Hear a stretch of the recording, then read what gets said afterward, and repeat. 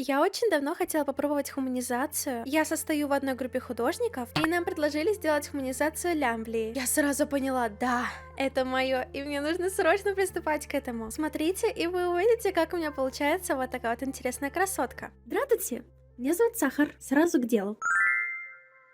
Кратко о том, что это вообще за лямблии такие. Это такие паразиты, которые обычно передаются через бытовуху. Она может вызывать аллергию, проблемы со стулом, проблемы с пищеварением. Я представляю ее как какую-то глисту. За основу я взяла вот такую вот фоточку. Долго же они фотографировались. Как только я увидела усики лямблей, я сразу поняла: о, детка, да. Она мне напоминает киберпанков. У них вот такие вот всякие резиночки есть для волос, и они суют туда все. Всякие резиночки, какие-то ленточки. И я сразу этим вдохновилась. Поэтому я выбрала ей вот такую вот дурашливую позу. Такая бунтарка-неформалка. Я раньше не рисовала в таких сложных позах, поэтому это будет мой первый раз. Долго мучилась я с ее носом, но в итоге получился вот такой вот курносый милый носяра. Я не особо шарю, какую одежду носят киберготы. Я искала очень много разных всяких фотографий и в итоге определилась на вот таком интересном костюмчике.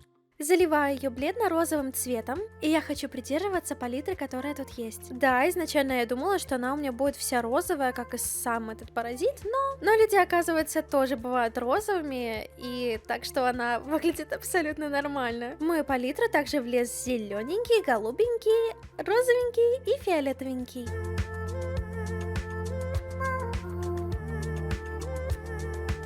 Добавляю больше розового на грудь, на ладошечки, на коленочки, на щепку обязательно. И сбриваем этой суки бровяк к хренам, чтобы нарисовать ей новые. Брови я рисую при помощи вот такой вот кисти, которая называется волосянки. Если вы хотите, чтобы я сделала обзор моих кистей, просто напишите об этом. Обязательно делаю ей пирсинг брови. Такая тонкая деталь, но мне кажется, это прям вообще в точку. Да, я тоже думала, что она останется блондинкой, но посмотрите, как ей идет фиолетовый цвет. На следующем слое буду делать тени, как я обычно это делаю. Фиолетовым цветом закрашиваю те участки, где она будет находиться. Затем, чтобы не было таких ярких, резких границ, я мягкой кистью просто добавляю туда розовенький или красненький цвет, чтобы он постепенно переходил в цвет кожи. Ну или вы можете это подработать ластиком. Также мне пришлось добавить все эти тенюшки в каждую дырочку на ее чулочках. Специально для извращенцев. Да, рисовать трусики было обязательно. Не с голой жепой же ей там стоять. Это мой первый раз, когда я пытаюсь нарисовать рваные чулочки. Мне так сильно понравилось раскрашивать эти фиолетовые детали ее одежды. Дело даже не в цвете, они получились так здорово. Я даже сама не знаю, что это за материал. Капрон? Вельвет? Но результат такой классный. Я так кайфовала и пожалела, что не сделала так все ее тело, всю ее одежду. Может быть, надо было сделать ее в латексе? Нет, мне кажется, это не в тему, наверное. По крайней мере, не для лямблии. Она у нас бунтарка, паразит вредный, поэтому у нее на топике будут шипы, которые я заколебалась рисовать. Рисовать большую грудь слишком типично, да и немножко уже скучновато для меня, поэтому я захотела нарисовать плоскодоночку. Маленькая грудь гораздо лучше. Если у вас маленькая грудь, знаете, вероятнее всего, я завидую вам. Вы хотя бы можете носить рубашки. Я до последнего не знала, что будет под топиком, под лифчиком. Думала сделать как некий купальничек, который будет идти дальше, как боди. И только в самом-самом конце я доперла, корсет. Вот с юбочкой мне было очень весело. Итак, как я это сделала? Заливаем ее и сразу делаю прозрачность. В некоторых местах, там где складка ближе к нам, я подтираю мягким ластиком, чтобы оно казалось еще тоньше. Эйрбрашем я добавляю какие-то оттенки. Это был зелененький. Что он есть, что его нет, в принципе, мне кажется, ничего бы и не поменялось. И начинаю вырисовывать складочки. Там, где свет, я ластиком убираю. И там, где тень, я беру более насыщенный цвет. Можно даже подкрасить сверху, так как материал прозрачный, когда он друг на друга накладывается, постепенно он становится более плотным. Но в принципе это можно сделать просто более темным цветом, например, темно-зеленый или темно-синий, в моем случае.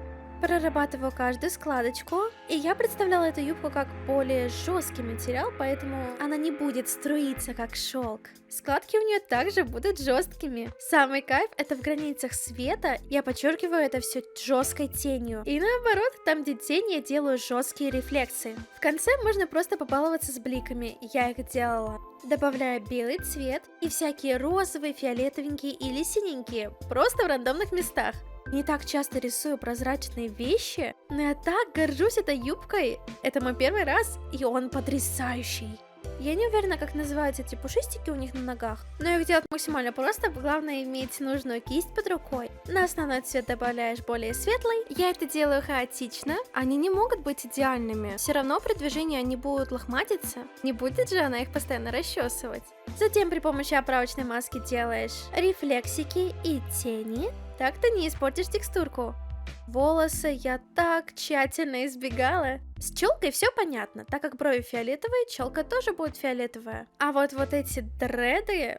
Убираю все волосы, они мне мешают, у меня в голове совершенно другое сейчас. Я хотела добавить все-таки эти ужасные усики. И я потратила где-то полдня, чтобы разобраться, куда их вообще вставить. Это очень важная часть вот этой лямблии, и просто дредами их не показать. Определившись с длиной и местоположением, я начинаю рисовать вот эти ленточки, дредики. Буду называть их дредиками. Рисую линию, их форму. Сверху делаю рандомные какие-то завитки, просто зачеркиваю, штрихую их, рисую дудлы. Более темным цветом тенюшечку обязательно и полосочки. Но вы можете любую другую текстурку взять, может быть точечки. Или реально можете нарисовать среди волос ремни. Я рассматривала их, и там есть реально все. Рендерим цвет, добавляем всякие интересные штуки, тенюшечки, распределяем слои, верно?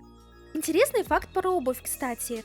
Я ее не умею рисовать, но мне так хотелось сделать какую-то высокую, большую, массивную платформу. Мне удалось все-таки спрятать ей ногу вот этим пушистиком. Ну а дизайн-то какой? Как я мучилась с этой обувью, я вообще не могла придумать, какую форму ей сделать. Думала, что сделаю круглую обувь и изобрету Америку, но в итоге просто нарисовала ей туда лямблию. Да, у меня воображение, конечно, не рабочее. Эти висящие усики мне вообще не нравились. Они были как будто бы слишком длинными, висели прямо из стали, поэтому я смело их стерла и решила нарисовать новые, более красивые, в верном месте и другого цвета. А чтобы они были особенными, я добавила вот такой вот завиточек. Напоминает, если честно, ДНК. Отличное дополнение к моей лямблии. Фон звездатый. Мне кажется, именно он историю и рассказывает, собственно, что происходит на всей этой работе. Для чего это было сделано? Делаю всякие разводики. Мне кажется, это такая характерная черта для меня. Вырезаю каждую эту лямблию и деформирую ее, раскладываю, коллажирую по всему заднему фону. Где-то могу подтереть, а где-то могу и закрасить. Меня это очень сильно вдохновило, и я бы хотела продолжить делать подобные штуки. Например, хуманизировать крем для рук. Не знаю, не пробовала. Или шаурму. Или технику. Столько идей, но это, наверное, уже на следующий раз. Как вам моя лямблия? Хорошая ли хуманизация получилась? Лично мне очень нравится эта необычная девчонка.